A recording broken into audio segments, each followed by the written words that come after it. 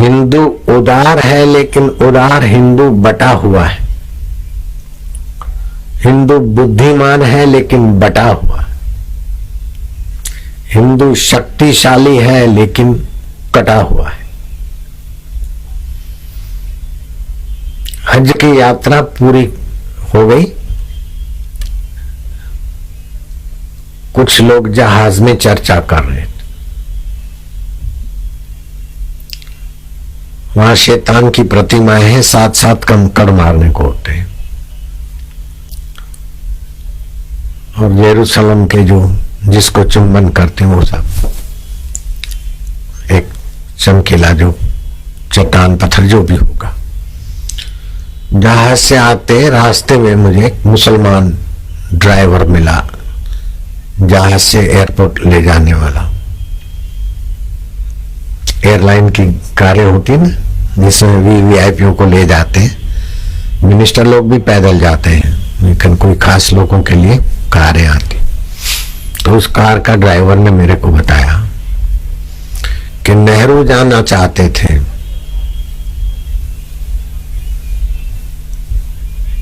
हज देखने को। वो मुसलमान ही इधर आ सकते हैं। नेहरू को मना हो गई। उन्होंने बोला जहाज से ऊपर से देख लेंगे। बोले गोला दाब दिया जाएगा, जहाज पर तोप का गोला मार दिया जाएगा। किसी मस्जिद में पुलिस जाए तो उसको नाक में दम आ जाता है परमिशन लेने में। लेकिन दुर्भाग्य की बात है, हमें डूब मरना चाहिए।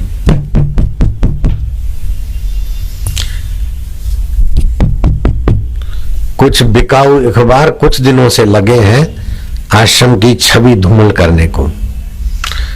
वकीलों के साथ मिलकर मनगढ़ंत कहानियां निंदकों से बनवाकर कुछ का कुछ लिख रहे हैं, मानो अपराधी तो हम ही हैं और हमारे आश्रम में अपराधी लोग रहते हैं। ऐसा कुछ दिनों से अहमदाबाद की अखबारों एक अखबार है जहां वो अखबार छपती है, उस इलाके के लोग भी उससे तौबा है। उसके कई गुंडों से भी लोग परेशान हैं, लेकिन उस अखबार वाले की दोस्ती हो गई है मुख्यमंत्री के साथ। मुख्यमंत्री के आदमी और अखबार के आदमियों ने मिलकर ऐसा कहर मचाया कि उस कहर का बयान करें तो मेरे आंखों से आंसू आएंगे या तो फकीरी उफ निकल जाएगी।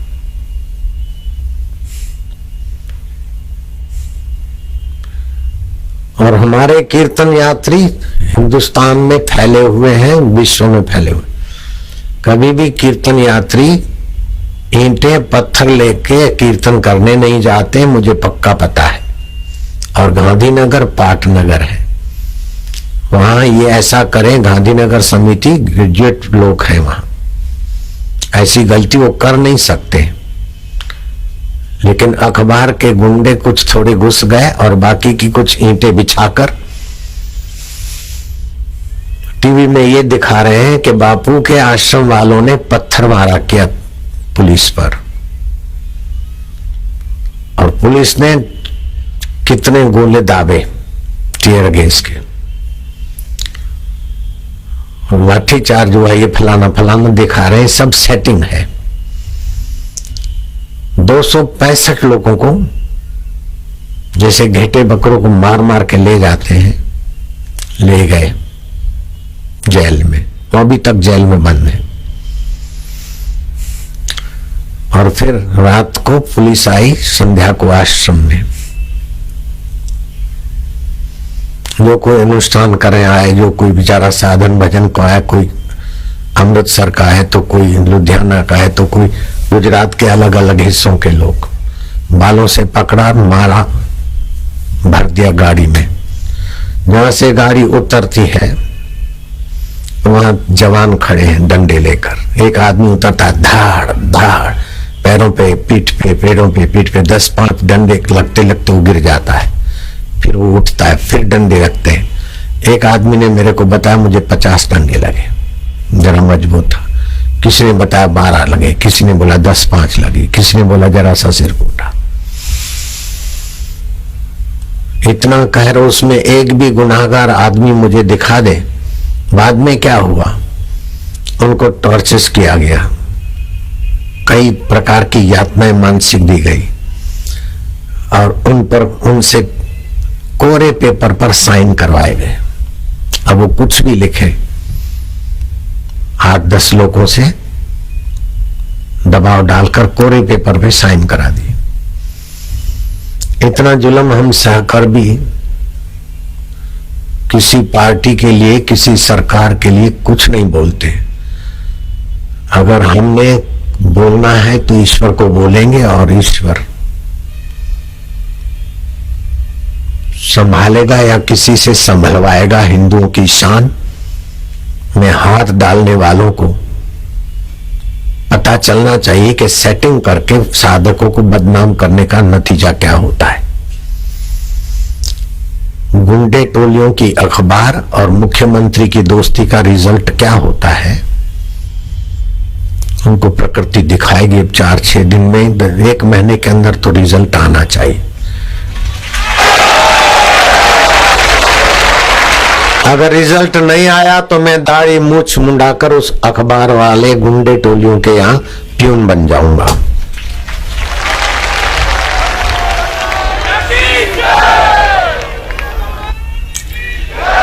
और वो ऐसा लिखते हैं, आश्रम में गुंडे हैं, आश्रम में गुंडे हैं, आश्रम में गुंडे हैं, गुंडों की टोलियां हैं, आश्रम में गुंडे हैं। मुझे आश्रम में रहने वालों में से एक गुंडा दिखा दो। आश्रम में ऐसे सज्जन बच्चे हैं, ऐसी सज्जन बच्चियां, ऐसे खानदान संतान हैं कि मेरे को बोलना पड़ा कि पहले मेरे ये बच्चे खाएंगे, बाद में मेरा बेटा खाएगा। आश्रम की पहले ये मेरी बेटियां खाएगी, बाद में नारायण की बहन खाएगी। मेरा वचन अभी भी मुझे याद है। क्या मैं आश्रम में गुंडे गुंडियों के लिए ऐसा बोल सकता हूं? आप सोचो, आपके बेटे बेटियां आते, आपसे छुट्टी लेकर मेरे पास आते हैं।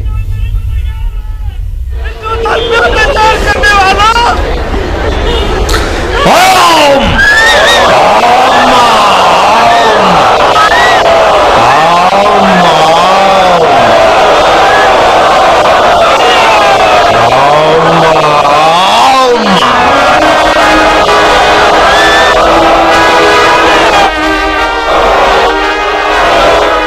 ये तुम्हारे तीर आकाश से जा रहे हैं।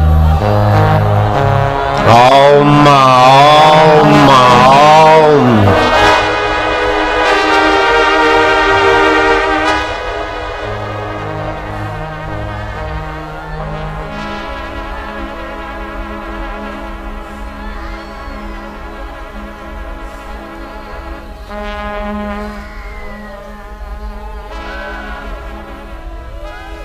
मैंने सुना मेरे बच्चों को मार पड़ रही, मैं रात को नींद नहीं कर पाया।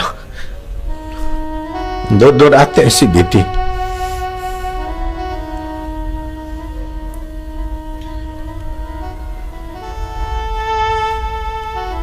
निर्दोष को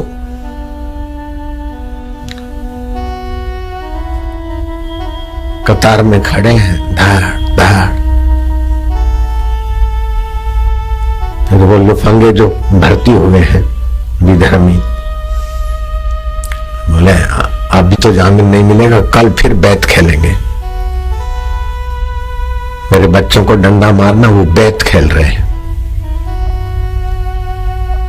अभी आज उनको जामीन मिलेगा तो मिलेगा। मेरा अपराध लोग है। कीर्तन की रैली थी, गुंडों की टोली अखबार चलाती है, उसका एक मालिक है, उससे दोस्ती हो गई मुख्यमंत्री की। तो पुलिस भी उन्हीं की, गुंडे भी उन्हीं के, मार खाने वाले मेरे बच्चे, जज भी उन्हीं के, वकील भी उन्हीं के। वहां के केस हटाकर मुझे यहां लाने पड़ेंगे। झूठे केस खूब किए। मैं इन सब से जूझते हुए भी तुम्हारे बीच मौज में हूं, लेकिन बच्चों से इतना अन्याय हो जाए तो फिर मेरी मौज दुर्वासा का रूप ले लेती।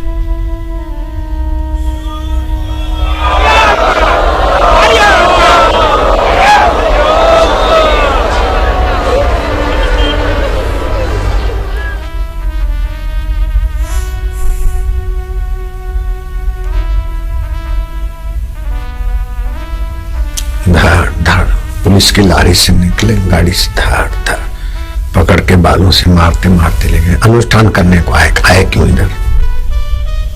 कोई बोलता अगरबत्ती लेने को आए क्यों आए? धाड़ धाड़ भर दिया जेल में। वाह मुख्यमंत्री, तुम्हारी दोस्ती।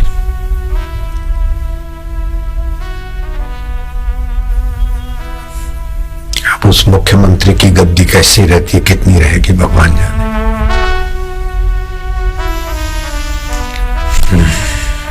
किसकी कृपा से कहां तक पहुंचे थे रही।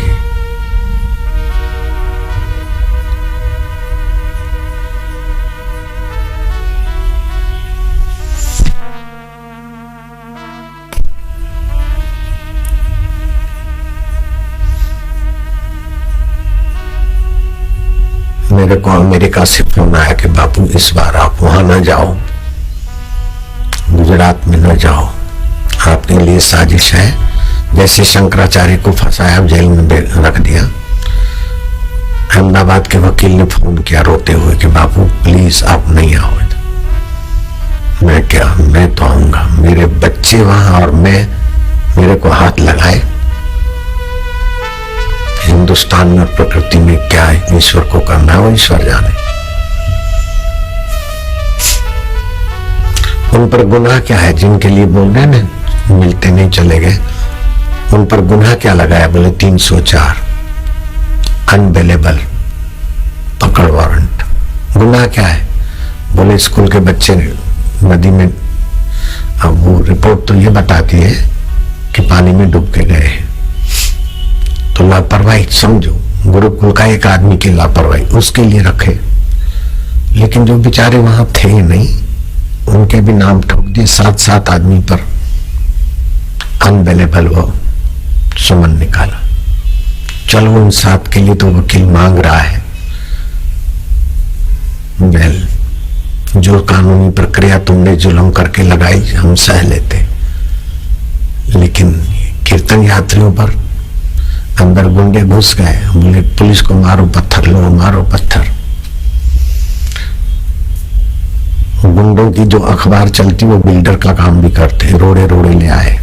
हमारे आश्रम में एक रोड़ा भी नहीं, घर से कोई रोड़ा लेके क्यों आएगा? ईंटों के टुकड़े, आधी ईंट के टुकड़े, उसको रोड़ा बोलते। रोड़े बिछा दिए और मूवी घुमा दी, आश्रम वालों ने फेंके और फिर टीयर गैस छोड़े और डंडों से पीटा, धाड़ धाड़ धाड़।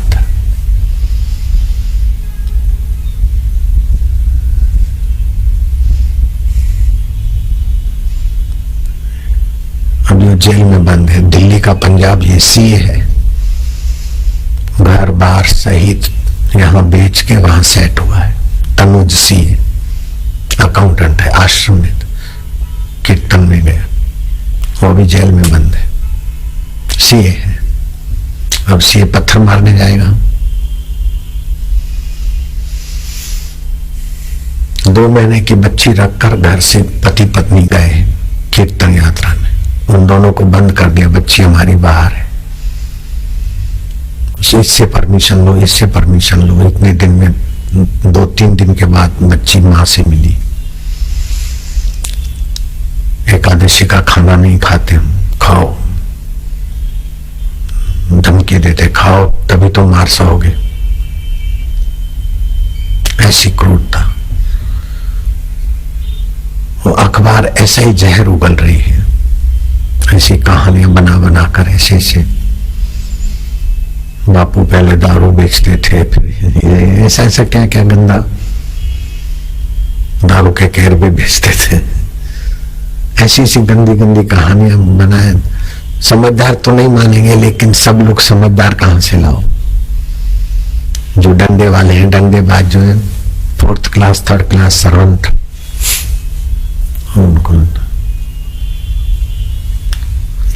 और भी कई महीनों 1.5 साल से ऐसी कहानियां चल रही है अखबारों में। तो उस अखबार पर नियंत्रण लाओ और जो कहानियां घटती है स्टिंग ऑपरेशन में राजू लंबू या फलाने फलाने जो आपस में पर्दाफाश हुआ है उन लोगों को पकड़ो। इसका निवेदन देने गए कलेक्टर को तो बाकी की भीड़ दूर रही। आदमी 4 निवेदन दे रहे हैं, अंदर कई कुछ लोग गुस्से हुए थे, बोले पुलिस को मारो पत्थर। हमारे लोग बोले क्यों मारे, किसी ने पत्थर फेंका, मारा या क्या किया। पुलिस वाले के लोग भी अंदर बैठे थे, वो भी मिली हुई अच्छी सेटिंग थी। थोड़े पत्थर उछले, बस धाड़ धाड़ धाड़ धाड़ पीटना चालू कर दिया। हजारों लोग, उसमें से जो लोग बस लेकर आए थे उनकी बस रोक दी और लिख दिया कि इसमें ईंट और पत्थर लाए थे। समझो आप लुधियाना से आए हैं कीर्तन यात्रा में, कहीं से आए हैं दिल्ली में, तो पुलिस साजिश करके वहां लक्कड़ और ईंटें रखवा दे और केस बना देगी कि इस बस में ये मिला है। इतने से संतोष नहीं हुआ, जो आश्रमवासी थे उनको पकड़ पकड़ के 3 गाड़ियों में भर के 4 में 5 में जितने में ले गए। 150 से ऊपर कोई लोग थे। मासूम बच्चे भी थे, दाढ़ी वाले, बूढ़े बुजुर्ग थे, उनको भी ले गए। 10-15 लोगों को फिर ऑफिसर ने देखा कि मेरी नौकरी खतरे में आ जाएगी, उनको वापस भेज दिया आश्रम में। बाकी के लोगों को पीटा को गालियां भी देते रहे। टॉर्चर जैसा करते 5 साल की सजा दे देते तो इतना दुख नहीं होता जितना 1-2 दिन में उनको गालियां दे दे के टॉर्चर्स किया। मैं इंदौर में था, ये घटना घटी, ये पता चला तो मैंने किसी को कहा कि ऐसा क्यों हो रहा है। बोले तुम ये कीर्तन यात्रा निकालना बंद कर दो। मैं उस व्यक्ति का नाम लेकर उसको बदनाम नहीं करना चाहता हूं,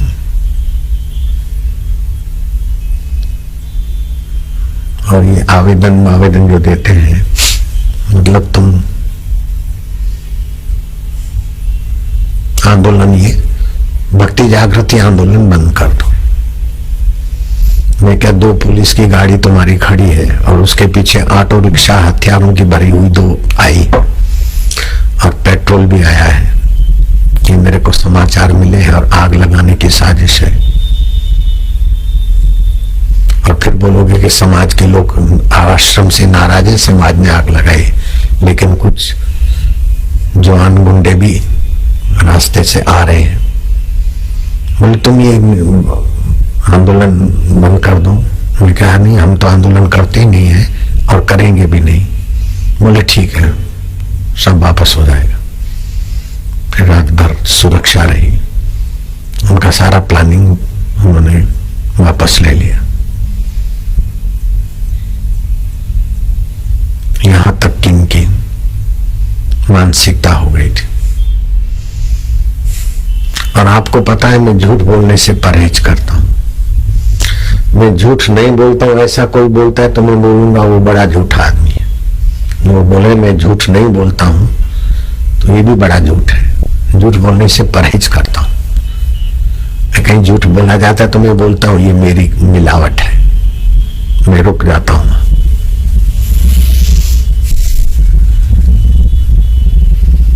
इतना अन्याय ने सोचने को मजबूर कर दिया है।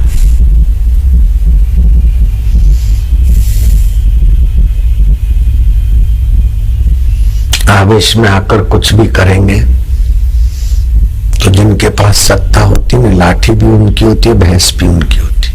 पब्लिक को तो मार खानी पड़ती है और बदनामी।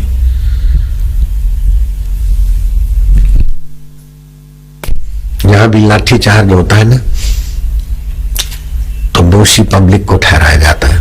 पब्लिक ने पत्थर मारा किया, पब्लिक ने ये किया, पुलिस को टीयर गैस छोड़ना पड़ा, लाठी चार्ज करना पड़ा। लेकिन अब हमको अनुभव हुआ, आज तक हम ये बात सच्ची मानते थे लेकिन जब मेरे बच्चों के साथ ये जुल्म हुआ तब हमें पता चला कि इसमें कितनी राजनीति गंदी होती है और कुछ गुंडे उनमें घुस जाते पब्लिक में, वही करवाते हैं और फिर वही पब्लिक को पीटते हैं और खुद बेचारे ड्यूटी।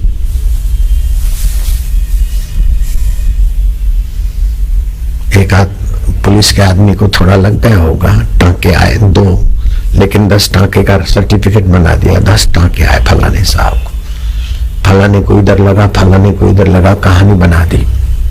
सर्टिफिकेट तो मिल जाते हैं, सरकारी पुलिस है, सरकार का फोन है, सरकारी सर्टिफिकेट देने वाले।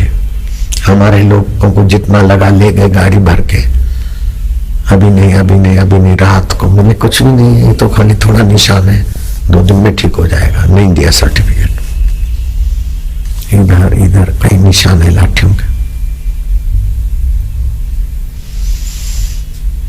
हम तो केस करना भी नहीं चाहते हैं क्योंकि हमारा रास्ता नहीं है कोर्ट कचहरियों का, लेकिन उनको जिनको लगा उनको जरा सर्टिफिकेट वो कल उठ के बोले ऐसा हुआ, इन्होंने ही कुछ किया, तो वो भी नहीं मिले। तो फिर हमें उधर की सरकार का कुछ भेजना पड़ेगा, ईश्वरी सरकार का कुछ। हम चाहते हैं लोहे से लोहा कटे, व्यवहार से व्यवहार चले। सोने की पट्टी लोहा काटे ठीक नहीं होता। मुझे भागवत की कथा याद आती।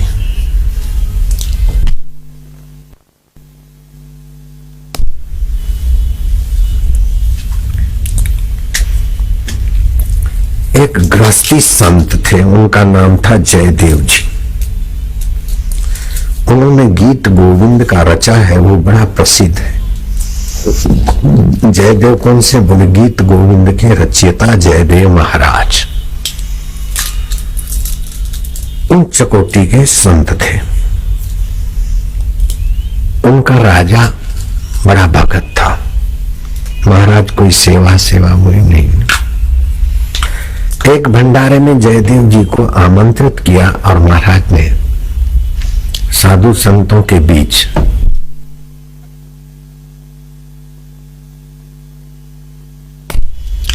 उस जयदेव को भी हाथा जोड़ी करके कुछ अशरफियां, कुछ चांदी के सिक्के, कुछ और सामान दिया।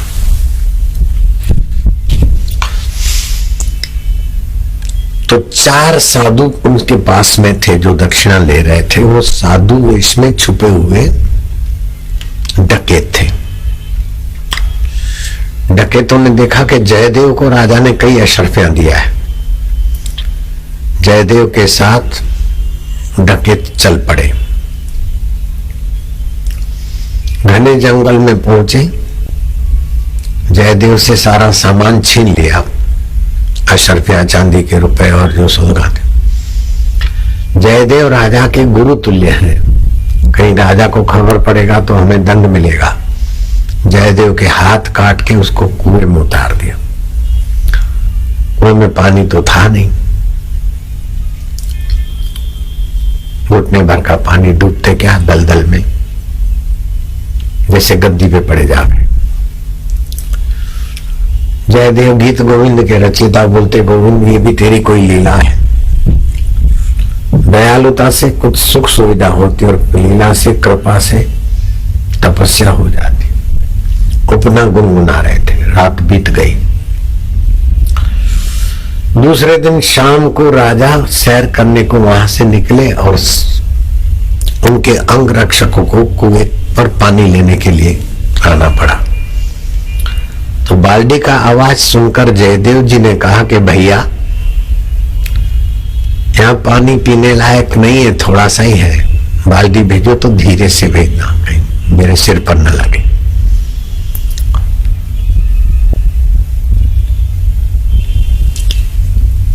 खबर राजा तक पहुंची कि जयदेव महाराज कुएं में पड़े। राजा का घोड़ा और काफिला दौड़ा, जयदेव जी को निकाला कुएं से बाहर। महाराज आपकी ऐसी स्थिति किस दुष्ट ने की, आज्ञा कीजिए। मैं उन्हें मृत्यु दंड दूंगा। आपके हाथ किसने काटे? ज्ञानवान जयदेव ने कहा कि कुछ नहीं, जिसके हाथ थे उसी ने काटे, जिसके हाथ थे उसी ने काटे। करण करावण हार स्वामी सकल घटा के अंतर्यामी। यहां भी जो बैठा है उसी के हाथ है और जिसने काटे सब एक है। नहीं नहीं फिर भी बताओ। बोले राजन, तुम मेरे में श्रद्धा करते हो ना?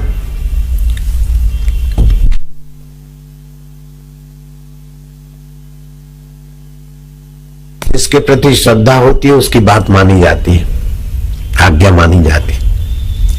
इस बात को आप दोबारा नहीं पूछेंगे। राजा के मुंह पे ताला लग गया। कटे हाथ वाले अपने गुरु रूप जयदेव को, गीत गोविंद के कर्ता जयदेव को राजा ले गए अपने महल में।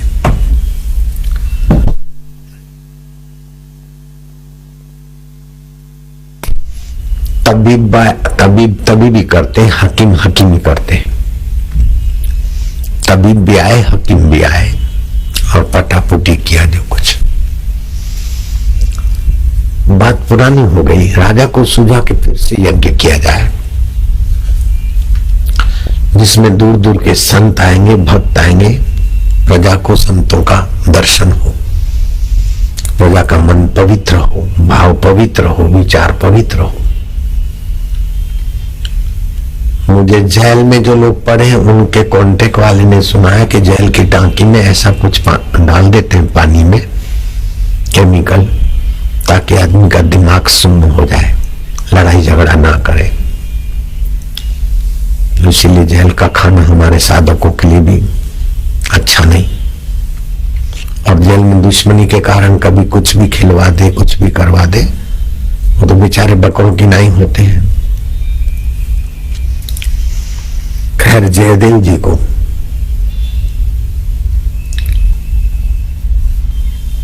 मुख्य सिंहासन पर बिठाया। अतिथि आए, भंडारे हुए, भोजन किया तो साधुओं की लाइन। वो डकैतों ने सुन रखा था कि साधुओं के भंडारे में साधु वेश धारण करने से दक्षिणा मिलती है। वो डकैत फिर आ गए, लेकिन आए तो सिमट गए कि तो जिसके हाथ काटे थे वही यहां बैठा है सिंहासन पर, मर गए। मुंह को चीरो तो खून न निकले, पैरों तले धरती निकल गई। जयदेव ने राजा को कहा उंगली के इशारे से कि 1 2 3 और 4। कान में कुछ कहने लगे। राजा हाथ जोड़कर जी जी जी करने लगा। ये मेरे बड़े पुराने मित्र हैं, इनकी मुझ पर बड़ी कृपा रही है, मैं इनका एहसान नहीं भूल सकता हूं। आप मुझे जो कुछ दक्षिणा देने वाले हैं इन चारों मित्रों को दीजिए। मित्र कांप रहे कि हमारे चारों का परिचय दे रहे हैं, अब हमारी आखिरी सांसें हैं। लेकिन महान जयदेव ने कहा कि चारों मेरे मित्र हैं। जब दक्षिणा बांटने का मौका आया तो उन चारों मित्रों को, जो जयदेव को अशरफियां और ये स्वागत किया गया, ऐसे स्वागत से उनको विदाई दी। कपड़े और कुछ मिठाइयां, सामग्री तो बन गया पोटला। मंत्री जाओ इन महापुरुषों को जंगल की एरिया का रास्ता पार करा के आओ, क्योंकि जयदेव जी पहले गए थे, बदमाशों ने उनको लूट लिया था। ये बताते नहीं है, हाथ भी कट गए। तो ये महापुरुष वही थे जिन्होंने जयदेव से छीना। इनको अपने गांव पहुंचा के आओ, उनका जहां भी आश्रम है जंगल में। जाते जाते मंत्री को आश्चर्य हुआ कि ये 4 महापुरुष इतने तो कितने बड़े हैं। इतने सारे साधु संत आए, उनको तो अपने ढंग से विदाई मिली। इन 4 महापुरुषों के लिए सिपाही नहीं, मंत्री और पुलिस की टोली तीर कमान तलवार वाले। बोले आपके लिए जयदेव जी महाराज इतना सम्मान रखते और राजा ने आपको सम्मानित किया, तो आखिर आपका जयदेव जी के साथ क्या संबंध रहा? महापुरुष गुस्ताखी माफ हो, बड़ा आदर से पूछा। तो उन 4 डकैतों ने जो महापुरुषों के कपड़े पहने, ऐसे कीर्तन वालों में अखबार वालों के गुंडे थे, बिल्कुल पक्का रिपोर्ट है। हमारे साधक पुलिस को, पुलिस के लिए तो हम बहुत प्यार की बातें बोलते हैं, पुलिस तो हमारी पहरी है, दिल्ली पुलिस को पता है बापू हमें कितना प्यार करते हैं। ऐसे सभी जगह के पुलिस मेरे लिए आदर रखती है और मैं उनको प्रेम करता हूँ, वो भी हमारे हैं, बेचारे पहरी हैं। बस हम प्रेम फैलाने वाले हैं, आनंद फैलाने वाले, नफरत तो हमारे चेलों में नहीं, हम में नहीं है तो चेलों में कहां से? लेकिन अखबार के गुंडों ने हमारे चेलों को नफरत फैलाई कि पुलिस को मारो मारो मारो। ऐसे करके उन्होंने जो पत्थर लाए थे पास में, उन्होंने फेंकने चालू किए। फिर हो सकता है कि हमारे बहके हुए कुछ 10, 5, 25 ने भी कर दी हो गलती, इसका मैं इनकार नहीं करता हूं, राग पक्षपात नहीं लूंगा। जब मामला बिचक जाता है तो फिर बुरे लोग 10, 20, 25 कर रहे तो फिर भीड़ की भीड़ भी थोड़ी नारेबाजी में, इसमें उसमें जो भी हुआ होगा।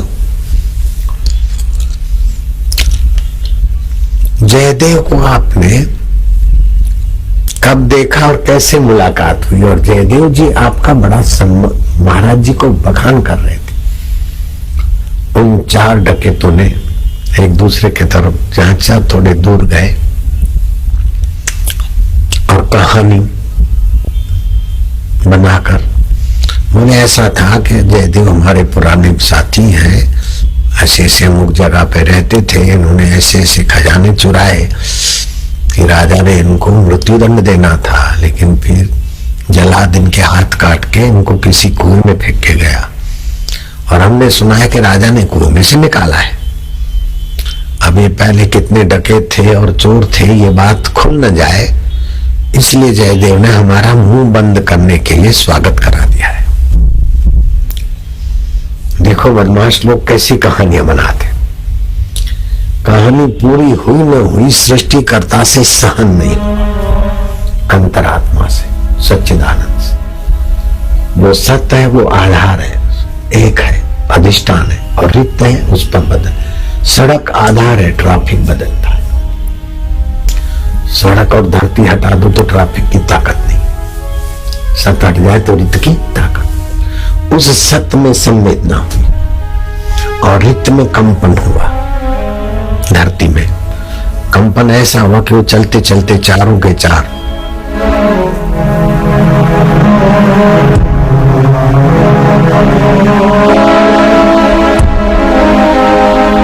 हिलते डुलते गरका होते गए होते गए होते गए।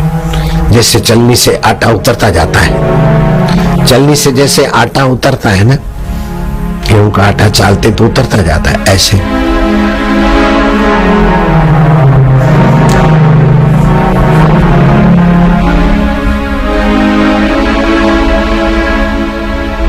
गले तक आए, दबा हुआ आखिर वो गर्दन गायब हो गई, धरती में समा गए। मंत्री और उनके अंगरक्षक, तीर कमान वाले, तलवार वाले देखते ही दंग रह गए कि ऐसे भी मृत्यु होती, ये भी एक लड़ाई। रित में उलझे हुए पर सत्य का प्रकोप।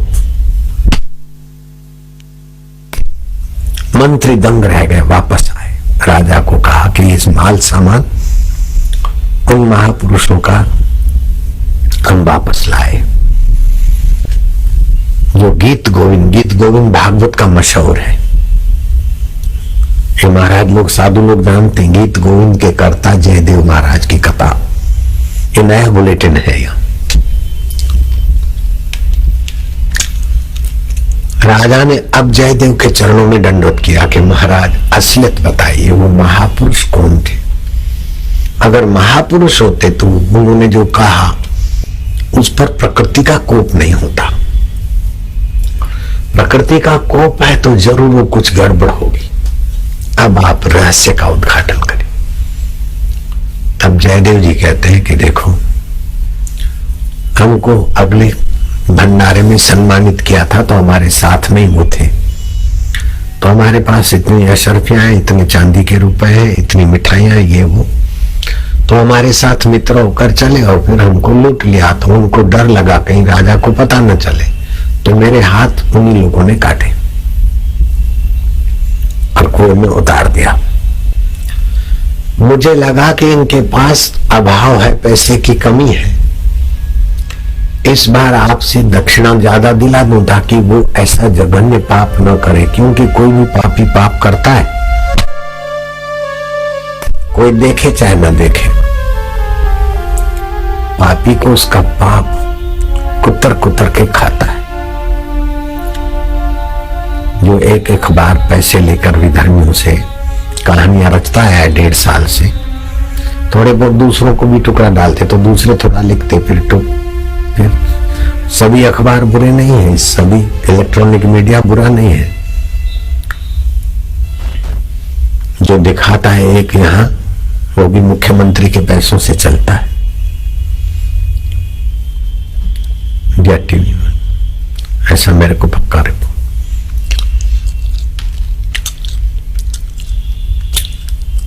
या तो विदेशी ताकतों वाला है या तो फिर हिंदुस्तान वाले ने, किसी ने, विधर्मी संस्था ने पैसे दिए बापू को बदनाम करने के, वही दिखाते बदनामी का। बाकी लोग अच्छा दिखाते हैं, सही बात दिखाते। जैसे A to Z को कितना भी पैसा दो तो पूरी कहानी बना के नहीं दिखा सकता, साधक है। जयदेव ने कहा कि मैंने सोचा कि इनको पैसों की कमी है बेचारे, इसलिए इतना जघन्य पाप करते, न जाने किस योनि में इस पाप का फल इनको भुगतना पड़ेगा, इसलिए पाप से बचे, तो इनको दक्षिणा दिला देने का विचार हुआ। लेकिन फिर भी पाप से नहीं बचे तो सृष्टिकर्ता से सहा नहीं गया, धरती कंपी, समा गए। ऐसे करते दोनों कटे हाथ ईश्वर की तरफ किए कि ईश्वर क्या तुम्हारी लीला है। आंखों से आंसू आ रहा था, बेचारों को अकाल मौत की शरण ले लिया। ईश्वर से हुआ कि ऐसे जघन्य पापी के लिए भी इनके हृदय में इतनी दया है, तो ईश्वर का अपना दयालु स्वभाव छलका, कटे हुए हाथ फिर से उगाए। हरि ओम हरि ओम हरि ओम, जय जय गोविंद गोपाल जय जय, कीर्तन होने लगा।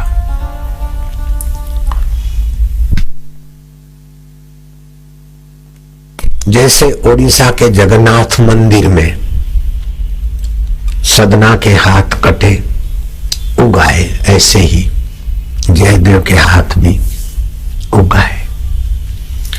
ईश्वर करने में समर्थ है, न करने में समर्थ है, अन्यथा करने में समर्थ है।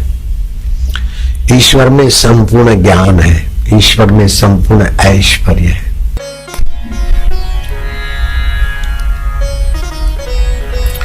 जो सुबह 11 बजे तक आ गए हैं वे हाथ ऊपर करो। आपकी तपस्या का खूब खूब स्वागत। 11 के पहले 10 बजे आ गए वे हाथ ऊपर करो। बाप रे, जिन्होंने खाना खाया वे हाथ ऊपर करो। अब मुझे रिसेस करनी पड़ेगी अथवा छुट्टी करनी पड़ेगी।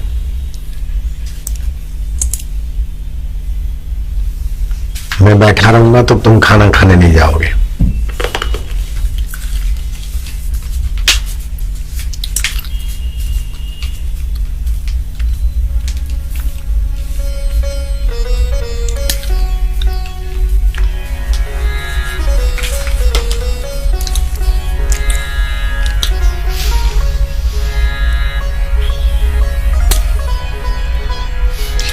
मेरे सुहृद मुझे खबर दे रहे हैं कि अहमदाबाद की जो घटना का मैंने वर्णन किया, उस घटना को अंजाम देने वालों ने वेबसाइट पर देखा है और उनके दिल दहल रहे।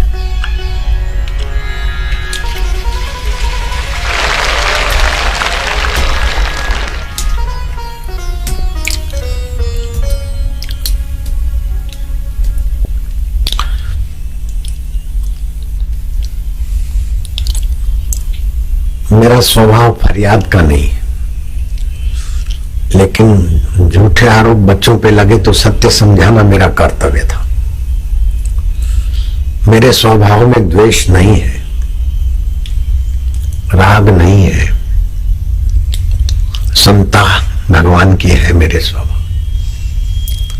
लेकिन कर्तव्य भी मेरा है कि आपको अपने गुरु भाइयों के विषय में सही बताऊं, नहीं तो जैसा उन्होंने सेटिंग किया मीडिया ऐसे ही बोलेगा बेचारा। मीडिया को भी जो दिखाया जाएगा वही तो इलेक्ट्रॉनिक मीडिया कवर करेगा। ईंटें बिछवा दी, भीड़ भाड़ के पीछे ईंटें बिछवा दी, और 10-20 आदमी अंदर वाले हैं, सेटिंग है, सड़कों पे फेंकवा दी, और साधकों के बीच साधकों को भी लगी थोड़ी, वो भी लगी। मतलब सेटिंग करना हो साधकों को बदनाम करने का, तो गुंडे और पुलिस और सरकार मिलकर क्या नहीं कर सकती। सरकार क्या नहीं करवा सकती, अथवा गुंडे और पुलिस की मिली भगत क्या नहीं करवा सकती।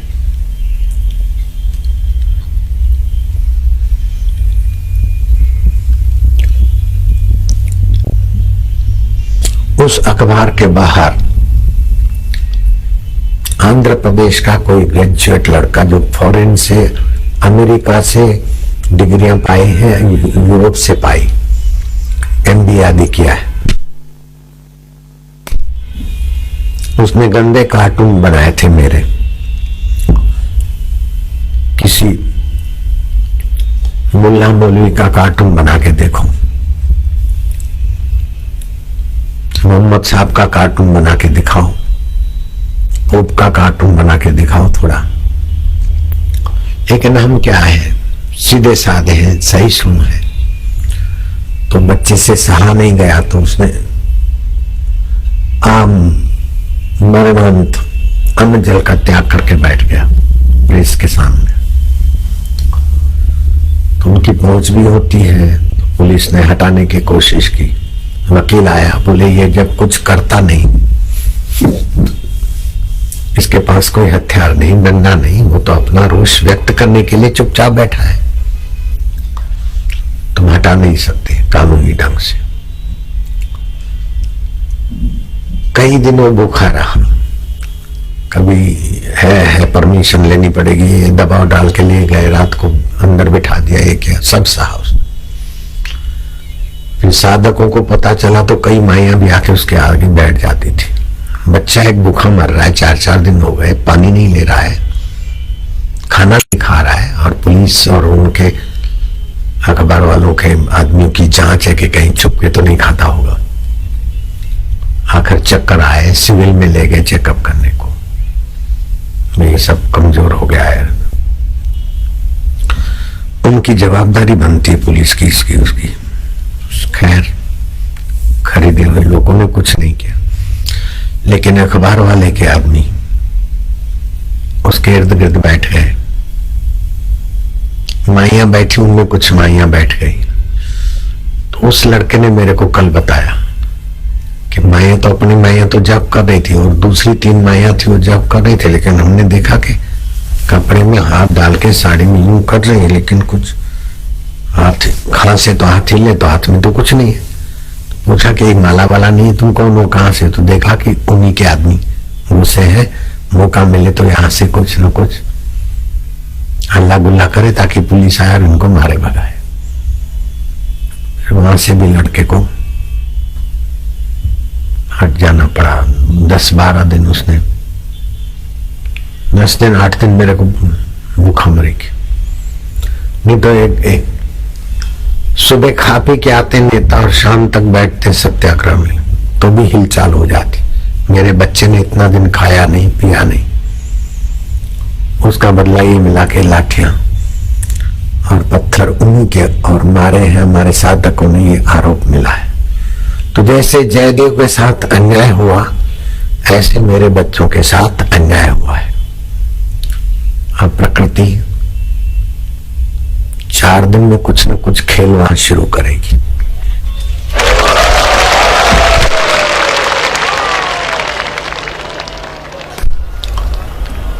हमारी निर्दोष रैलियों को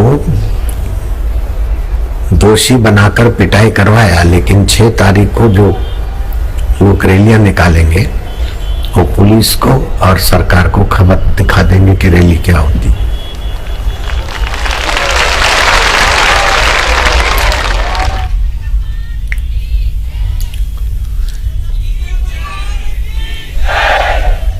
दैत्य और दानवों की लड़ाई हुआ करती है, अच्छाई और बुराई का संघर्ष चलता रहता है। शरीर में भी अच्छे हानिकारक और हितकारक बैक्टीरियाओं का भी चलता रहता है।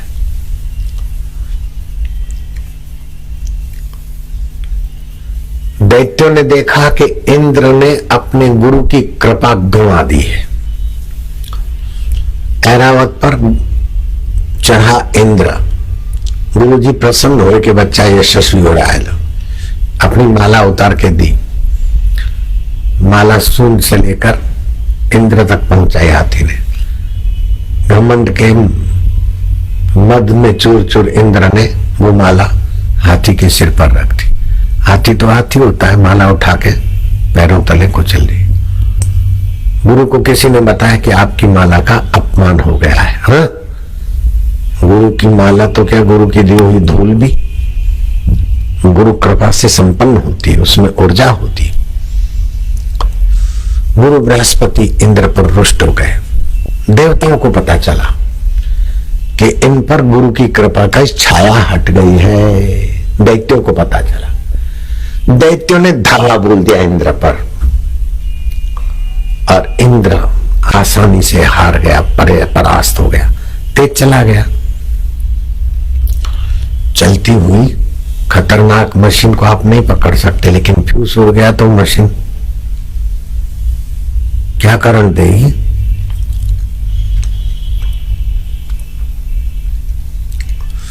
इंद्र बुरी तरह हारा। फिर उसको लाइट हुई कि गुरु की प्रसादी का अपमान का फल ये है। गुरु के दिल से उतर गए तो भागा। बृहस्पति ने मुलाकात नहीं दी। भटकता भटकता इंद्र आखिर भगवान की शरण गया, स्तुति किया तो भगवान ने कहा, भाई गुरु का गिरा हुआ, गुरु के दिल से गिरा हुआ मैं तो बचाव नहीं कर सकता हूं। त्वष्टा प्रजापति का पुत्र ब्रह्म ज्ञानी है विश्व रूपा, उनकी शरण ग्रहण करो। त्वष्टा प्रजापति की पुत्र विश्व रूपा ने इंद्र को थोड़ा सहयोग दिया, मदद दिया, तब इंद्र की जिंदगी में कोई